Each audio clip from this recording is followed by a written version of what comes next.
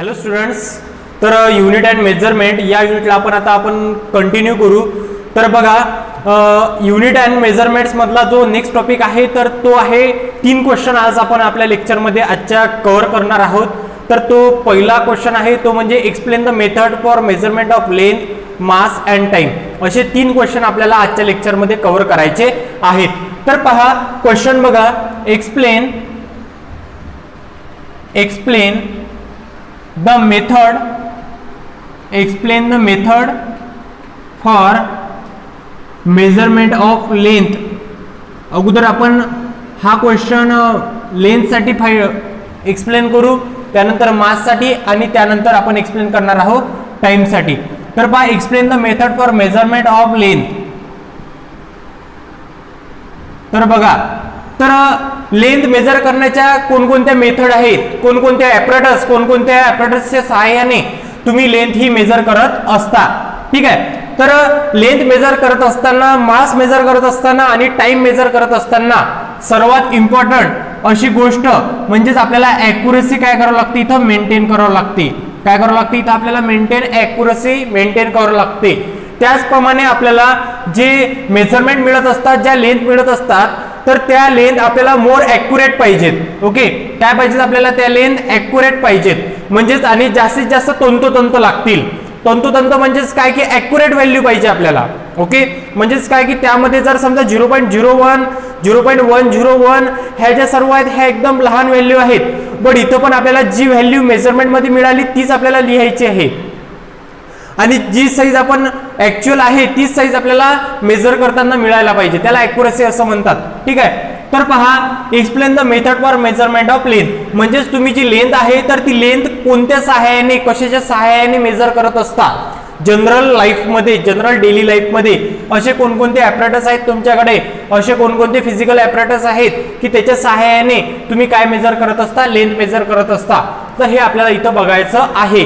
तर पहा, जी general length असते 10⁻⁻, पहा थोडंसं आता आपण अगोदरच्या टॉपिक बघू. तर पहा, जनरली जो लेंथ मेजर करण्याचं जे ॲपरेटस आहे डेली लाईफ मध्ये, generally the length is measure by using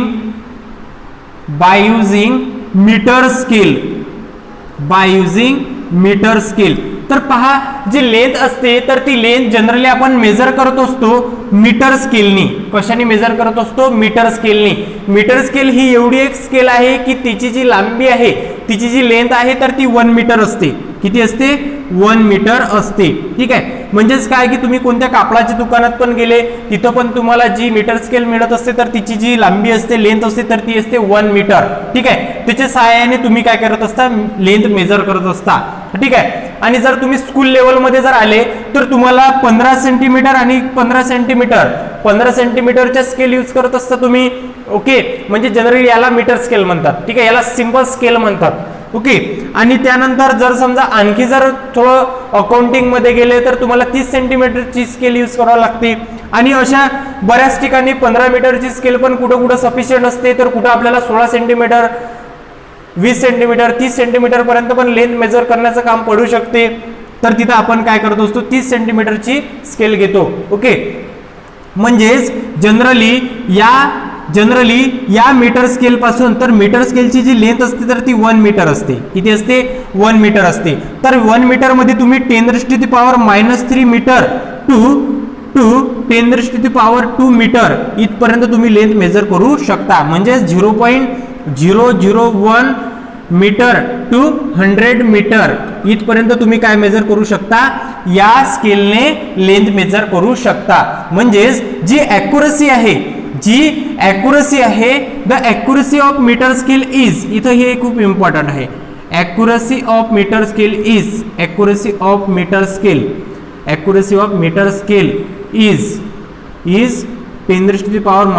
to 10⁻² metre एवढीच आहे.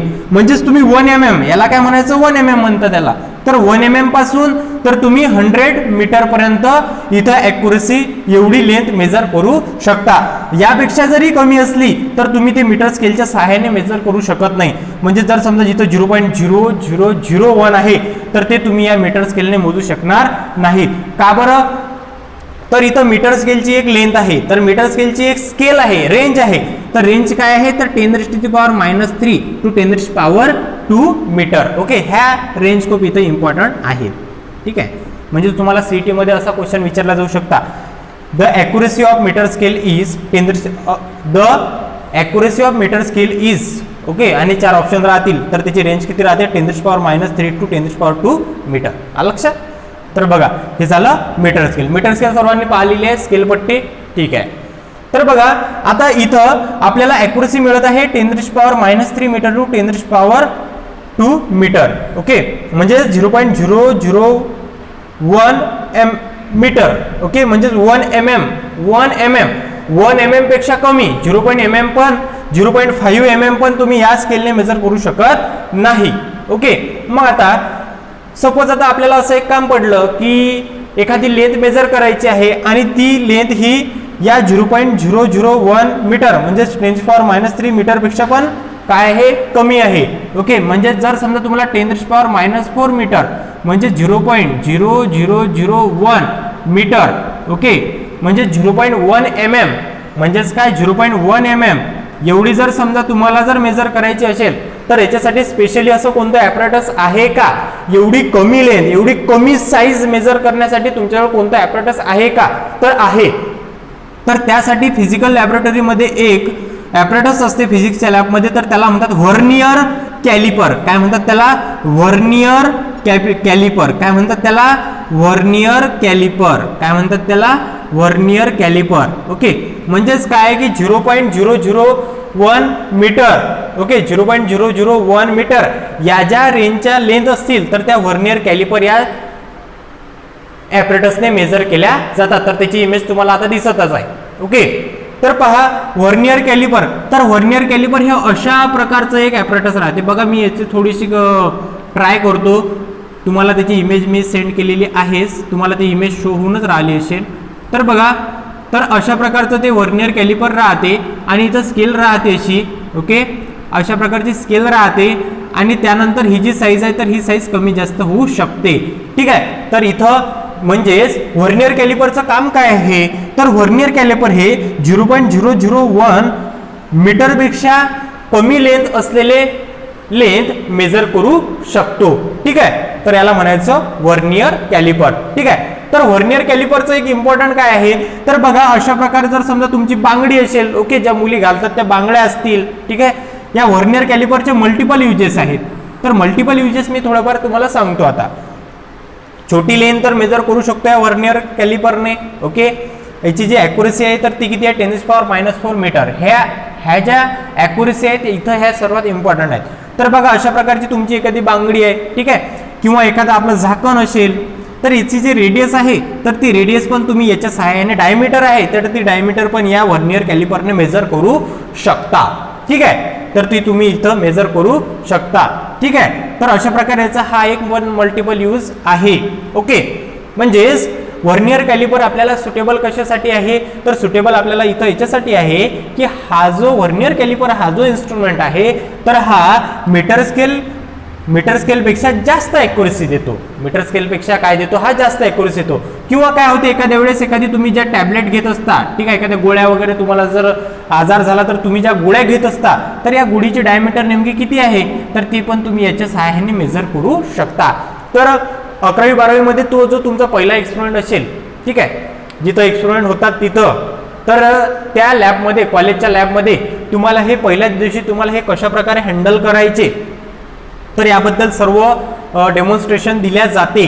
बघा, जर आपला जर क्लास व्यवस्थित जर सध्या आता ऑफलाईन जर सुरू असता तर हे सर्व ॲपरेटस माझ्याकडे आहेत आणि हे ॲपरेटस कशा प्रकारे यूज करायचे, हे ॲपरेटस पण कसे यूज करायचे हे पण मी तुम्हाला सांगितलं असतं डायरेक्ट आपल्या लाईव्ह लेक्चरमध्ये. ओके, बट इथं हे सध्या आता ह्या गोष्टी पॉसिबल नाही आहेत. ज्या मागच्या 2 बॅचेस गेल्या तर त्या दोन्ही मागच्या बॅचेसने पूर्ण हे कॅल्क्युलेशन केले, ते एक्सपेरिमेंट परफॉर्म केले होते.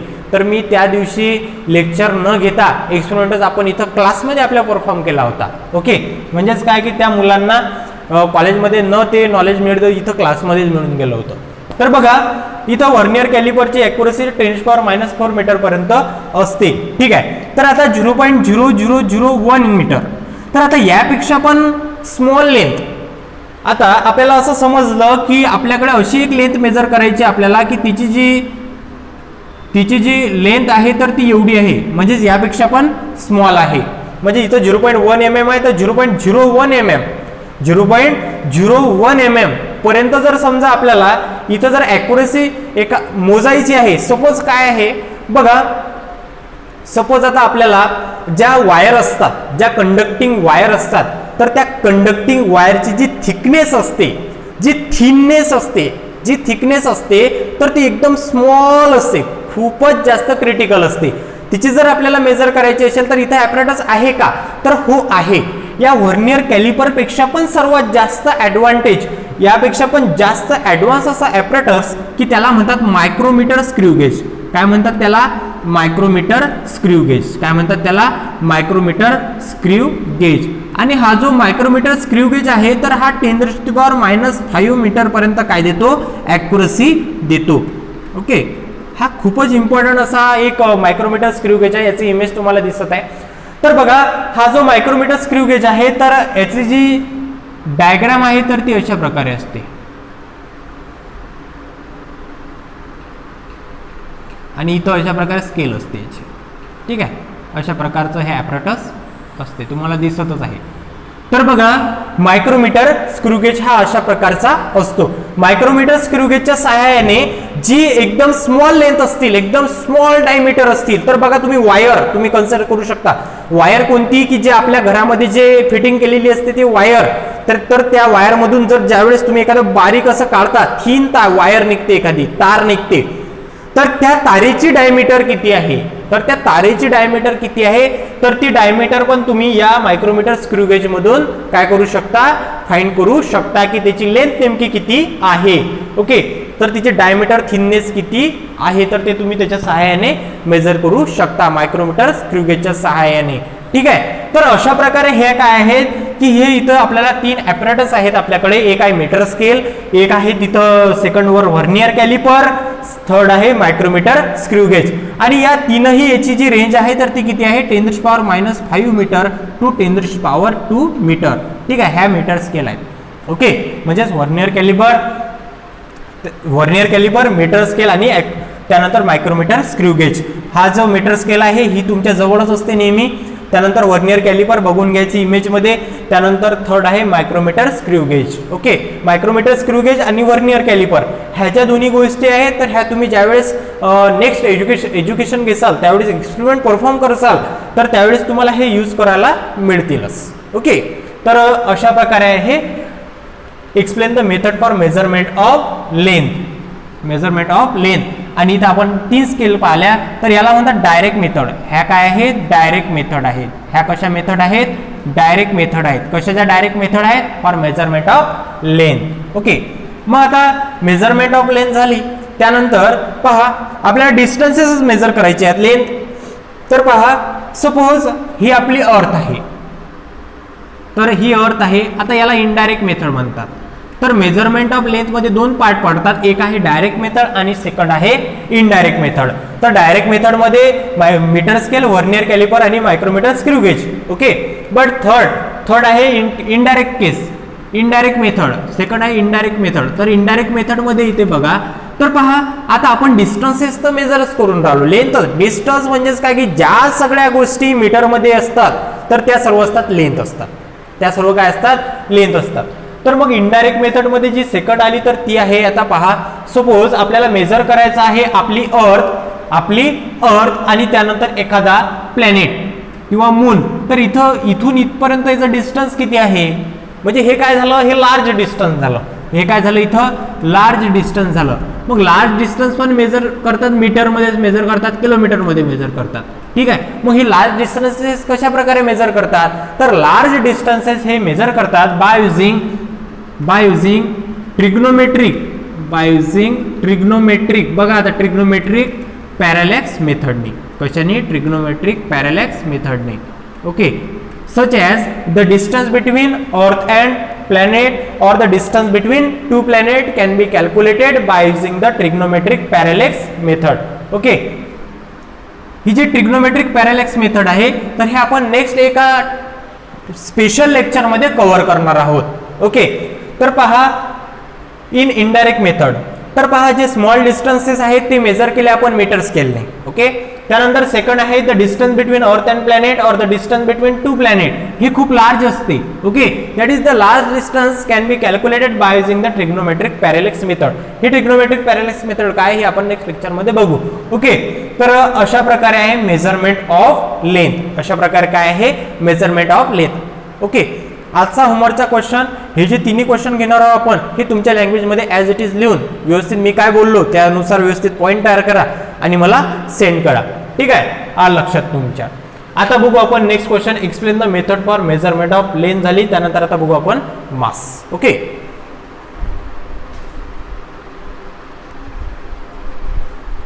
तर बघा जो नेक्स्ट क्वेश्चन आहे तर तो नेक्स्ट क्वेश्चन आहे explain the method for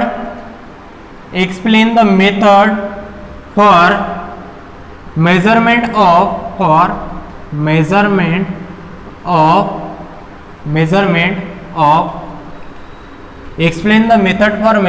of मास कशा प्रकारे मेजर करतो आपण. ठीक आहे, तर मास काय आहे सर्वात अगोदर आपल्याला लक्षात घ्यायचं आहे की mass is the fundamental property of the matter. Mass is the fundamental property. Mass is the fundamental property. Mass is the fundamental property of matter. म्हणजेच काय की मास ही काय आहे? एका कोणत्याही ऑब्जेक्टची बेसिक प्रॉपर्टी. म्हणजेच काय की तुम्हाला जर कोणत्याही एखाद्या ऑब्जेक्टचा जर स्टडी करायचा असेल तर सर्वात अगोदर तुम्हाला त्याचा मास कन्सिडर करूनच एक्सप्लेन करायचं असते. अगोदर मासचा स्टडी असतो. ओके, मग ज्या इनहेरिटंट प्रॉपर्टी आहे म्हणजेच काय आपण त्याला काय म्हणू शकतो? It is the inherent property.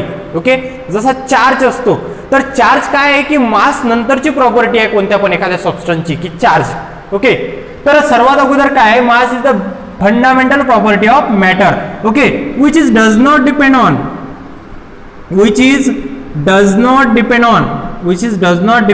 temperature, location. Okay, which does not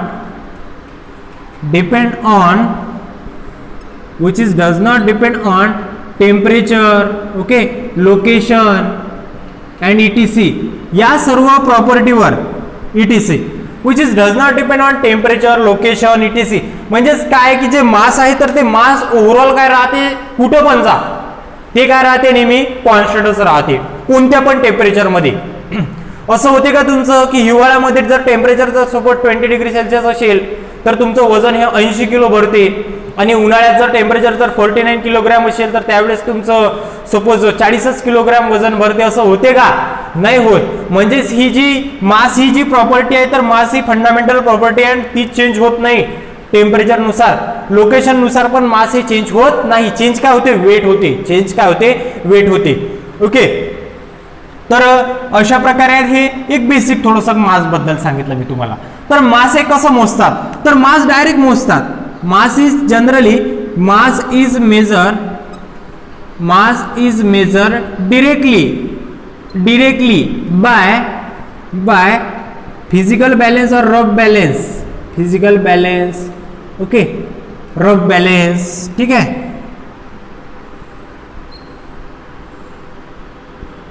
तर पहा जनरली काय आहे की मास कसं मेजर करतात की सरळ याच्यामध्ये विषय असतो की एकतर तुमचा तो वजन काटा, बरोबर आहे ना, कोणत्या पण ग्रोसरी शॉप मध्ये अवेलेबल असतो. ठीक आहे, कोणत्या पण ग्रोसरी शॉप मध्ये जे अवेलेबल असतात मेजर करण्यासाठी सरळ त्यानेच काय मेजर करत असतात? मास मेजर करत असतात. ठीक आहे, ओके, म्हणजे इथपर्यंत तुमच्या लक्षात आलं. फिजिकल बॅलन्स, रफ बॅलन्स, याला काय म्हणतात? फिजिकल बॅलन्स म्हणतात किंवा रफ बॅलन्स म्हणतात. ठीक आहे, याच्या सहाय्याने तुम्ही मास मेजर करत असता. जे तुम्हाला ग्रोसरी शॉप मध्ये तुम्हाला 1 किलो साखर म्हटलं तर तो बरोबर तो एक विशिष्ट प्रकारचं एक अशा प्रकारे त्याचं जो एक इन्स्ट्रुमेंट असते की त्यामध्ये तो साखर मोजतो, ते डिजिटल आहे. ठीक आहे, पण जुन्या काळात कसा होता? तराजू होता. इकडून 1 किलोग्रॅमचं वजन टाकलं, इकडून 1 किलोग्रॅम साखर मोजून दिली. हे सर्व काय फिजिकल बॅलन्स आहे, रफ बॅलन्स आहे. ठीक आहे. त्याचप्रमाणे जर समजा तुम्हाला आता आणखी तुम्ही तुमचं वजन मोजत असता, ठीक आहे, तुम्ही वजन मोजत असता तो ते पण काय एक फिजिकल बॅलन्स आहे. ठीक आहे.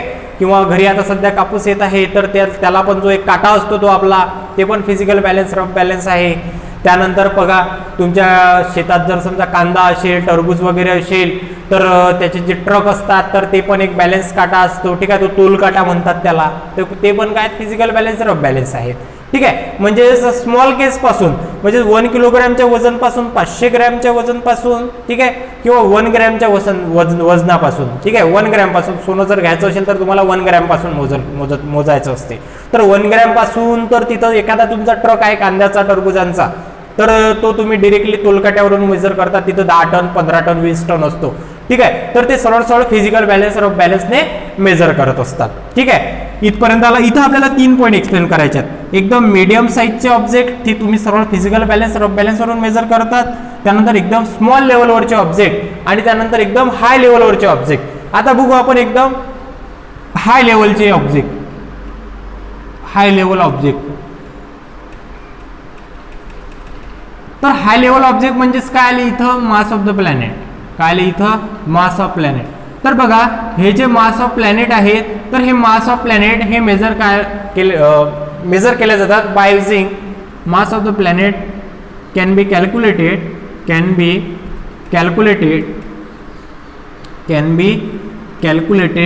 बाय युजिंग कशाच्या सहाय्याने मेजर करतात mass of the planet by using Newton's law of gravitation. By using Newton's law of gravitation. ठीक आहे. कशावरून मेजर केल्या जातात तर याला न्यूटन्स लॉ ऑफ ग्रॅव्हिटेशनचा यूज करून, okay, that is F equal to G m1 m2 upon r square. ठीक आहे. म्हणजेच काय की F equal to G m1 m2 upon r square. Okay. m1 m2 काय असतात की त्या दोन प्लॅनेटचे त्या दोन ऑब्जेक्टचे मासेस असतात. ठीक आहे. इथे तुम्ही इझिली कॅल्क्युलेट करू शकता. बघा आता मी तुम्हाला सांगतो. पहा, सपोज आता इथं मला अर्थचं मास फाइंड करायचं आहे. कशाचं मास फाइंड करायचं मला अर्थचं मास फाइंड करायचं आहे.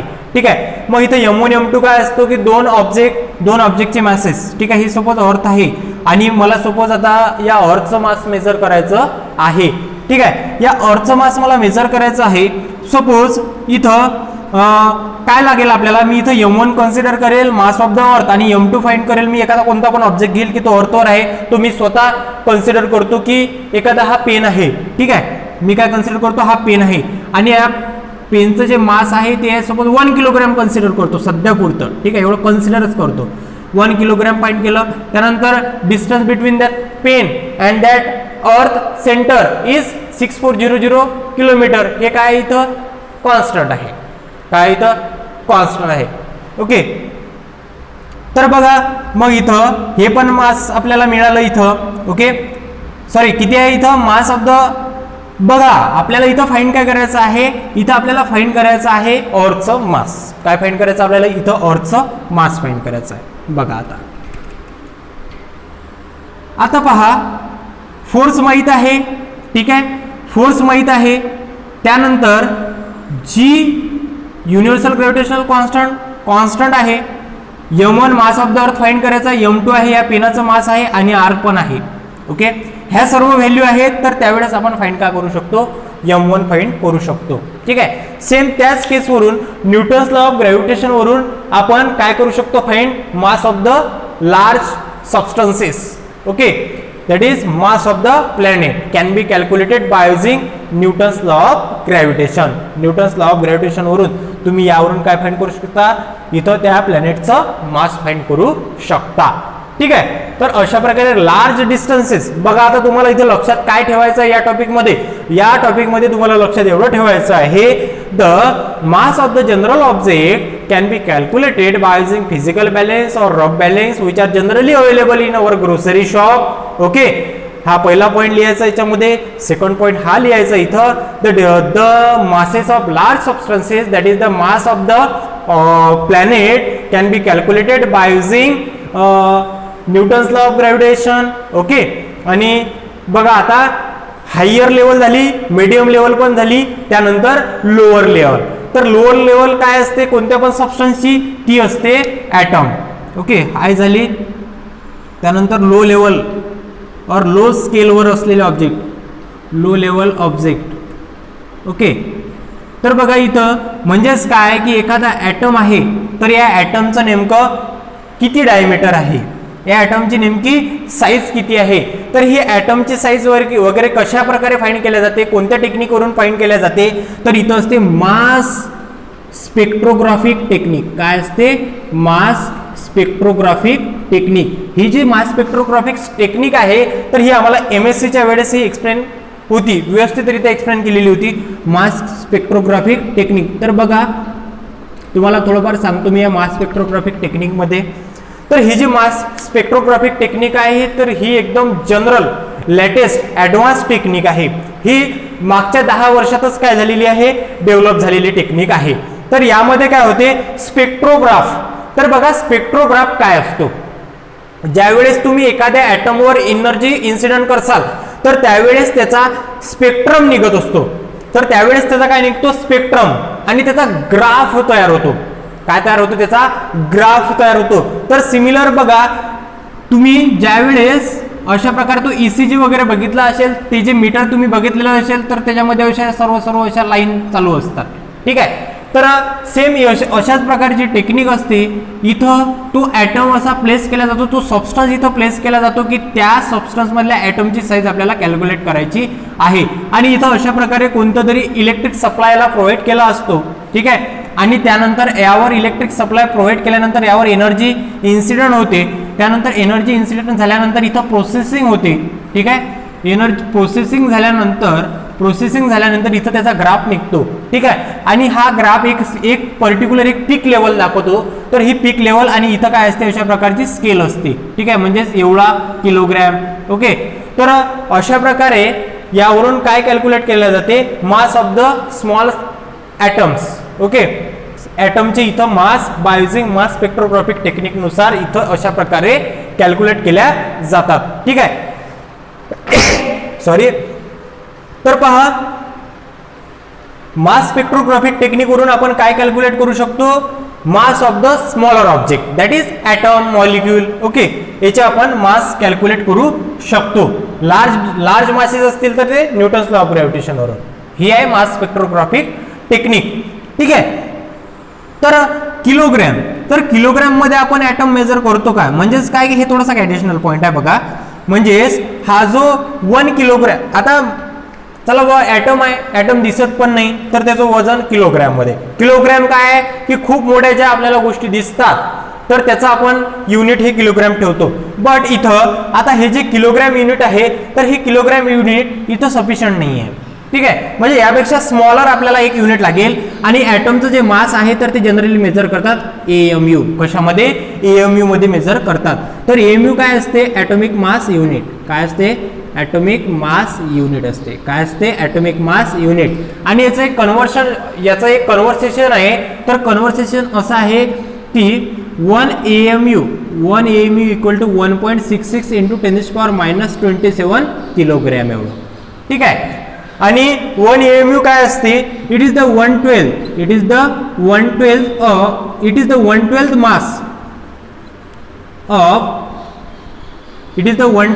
mass of isolated carbon 12 atom. ठीक आहे, तर हे असते 1 AMU. काय असते, हे 1 AMU असते. ठीक आहे, म्हणजेच 1 AMU equal to 1/12 mass of isolated carbon atom. Carbon 12 काय आहे, हा कार्बन 12 हा आयसोटोप आहे. कशाचा आयसोटोप आहे हा कार्बन 12, तर हा कार्बनचा आयसोटोप आहे. Carbons have 3 isotopes that is carbon 12, 13 and 14. तर 12च का बरं घेतला, तर हा जो कार्बन 12 आहे तर हा कार्बन 12 हा नॉन रेडिओएक्टिव्ह एलिमेंट आहे. नॉन रेडिओएक्टिव्ह एलिमेंट आहे as well as it is non reactive element आहे. कार्बन 13 हा कार्बन 13 जर घेतला असता आपण तर कार्बन 13 हा जो एलिमेंट आहे हा रेडिओएक्टिव्ह एलिमेंट आहे.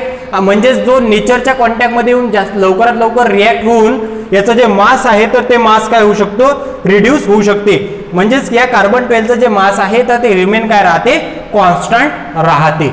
ठीक आहे. हेच व्हाय वी टेक कार्बन 12 ॲटम, आणि हा पण कसा आहे आयसोलेटेड आहे, म्हणजे जे काढून घेतलेला आयसोलेटेड कार्बन ॲटम आहे. ठीक आहे. तर अशा प्रकारे बघा आजच्या लेक्चरमध्ये पाहिला आपण लेंथ आणि मास मेजर करायच्या टेक्निक. ठीक आहे. लेंथ होती, लेंथची साईज आता बघा, लेंथची साईज आपण सर्वात अगोदर मीटर स्केल होती, मीटर स्केलची जी रेंज होती तर ती होती 10⁻³ टू 10⁻². ओके. त्यानंतर सेकंड होता आपला व्हर्नियर कॅलिपर.